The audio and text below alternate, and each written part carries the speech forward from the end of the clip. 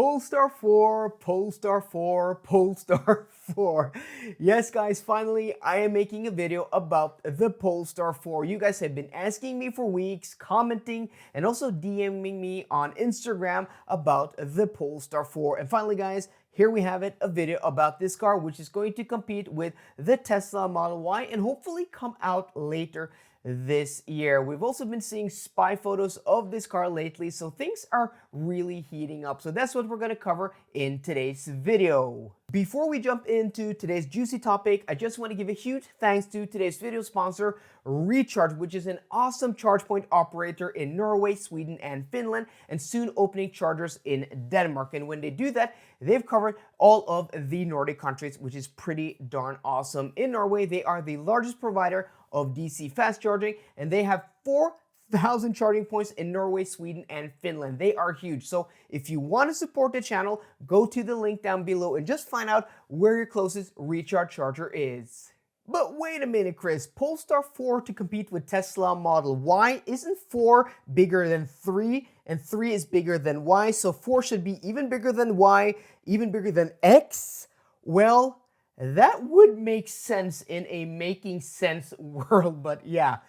Polestar's naming scheme is a bit, I don't know, confusing. I don't think they actually know what they are doing because Polestar 4 is confirmed to be smaller than Polestar 3 and to compete directly with the Porsche Macan EV, which we know is going to be a small electric SUV. And you know, Polestar say Macan EV, but in reality, I think it's going to be closer in size and in price and performance per money to the Tesla Model Y. So yeah, all of that is kind of confusing, but they came out with the Polestar 1 first, which kind of made sense. Their halo car, the first product, which was their independent car, kind of like BMW M1 in the 70s. Like, this is the first BMW M, but after that, every M was named after a series of BMWs, like 3 Series, M5, 4 Series, M4, 5 Series, M5. That makes sense. But Polestar, no. Polestar 2, the second car, is a small saloon hatchback. Kind of makes sense. It's their smallest car. But then the Polestar 3, probably going to be their biggest SUV, which is almost the size as a Volvo EX90. And then Polestar 4, no, this is going to be smaller than that Polestar 3, but bigger than the Polestar 2. And then we're going to see the Polestar 5, which was the Precept concept. That's going to be a large saloon, well over 5 meters. And that kind of makes sense. And then we have the Polestar 6, which is going to be a small sports car from that O2 concept, which also kind of makes sense. Probably going to be quite expensive, and their Halo products. So they're almost there. They almost have like a cohesive lineup. They just have to switch the 3 and 4, and then it makes sense. So now that all of that is cleared up, there's no confusion, and you guys understand the Polestar lineup, I have a few predictions of how big this Polestar 4 is going to be. I'm guessing it's going to be 4.7 meters long, putting it right in between the Polestar 2 and the Polestar 3. And I think it's going to be 1900 millimeters wide, or 1.9 millimeters wide.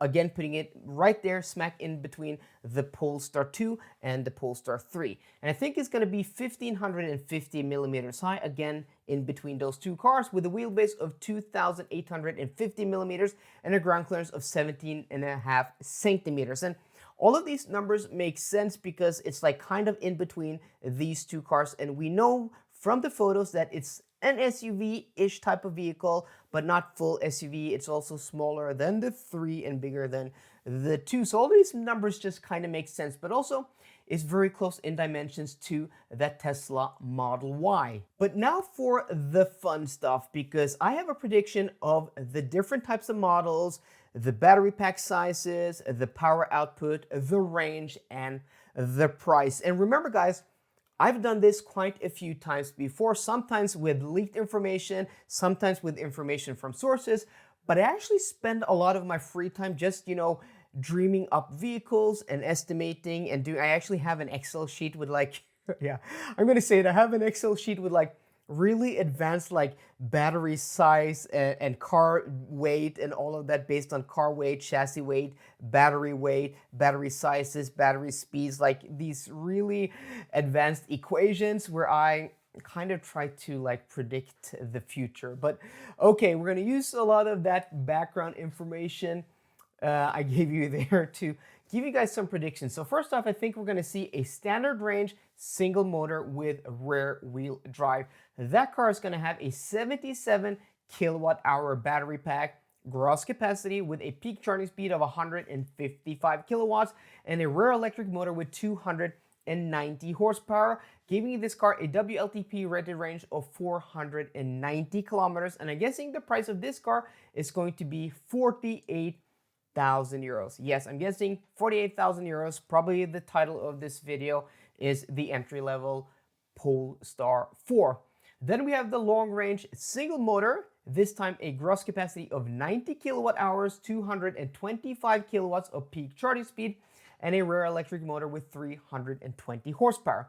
This car is going to hit that 600 kilometer target WLTP rated range, which Polestar have said that the Polestar 4 is they're trying to go to aim for that. And I think they're going to be able to do that with the long-range single motor.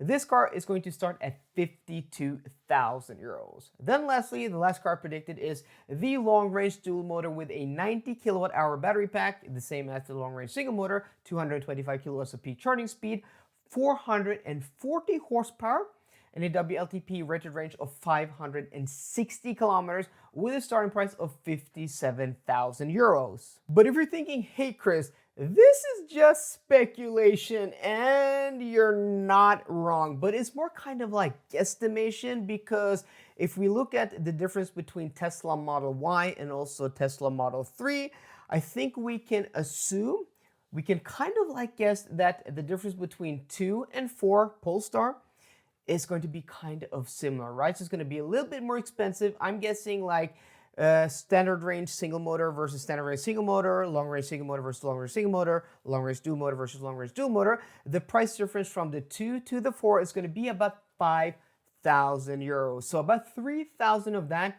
is going to be the car itself, like this is a bigger car, and about 2,000 euros of that is going to be that bigger battery pack. Because remember when the long-range single motor and the standard range single motor first came out, like you could do battery upgrades, every increment was like 2,000 euros or 20,000 kroners. And I think we can expect that same thing here. And also, the Tesla Model 3 and Y are about 3,000 euros apart. But again, I think the prices of those cars are artificially low. I don't think they're going to stay that forever. And once prices normalize, I think we're going to see more like 4,000 to 5,000 euro difference between those two cars. Still, 3,000 is not that far from this. So yeah, and also WLTP rated range, again, I'm giving the Polestar 4 a bigger battery, but also less range because of less efficiency. This is the same thing we're seeing with the Tesla Model Y and Tesla Model 3. And also, in all variations here, if I'm correct, the Polestar 4 is going to have more range than the equivalent Tesla Model 3, which will offset that cost difference a little bit. Because looking at the standard range single motor here, yes, it's about 8,000 euros more than the entry-level version of the Model Y. But as we go to the more expensive ones, it's about 4,000 to 3,000 euros. Not that big of a difference. So those are my predictions and the information we know from before. Let me know what you think. Do you think I'm completely off the mark, that my guessing, my speculation here, and what I think this product is going to be is completely wrong? Pricing, battery size, range, and stuff like that. And if not, is this what we're going to get? Are you excited? Because I'm actually quite excited about this car, and I think we're going to see it later this year in October, like we did with the Polestar 3 in October of last year, and hopefully I'm going to be at that launch also. So guys, I hope you enjoyed today's video. If you did, please drop me a thumbs up down below, and for more car content, as always, please subscribe. See you guys then, goodbye.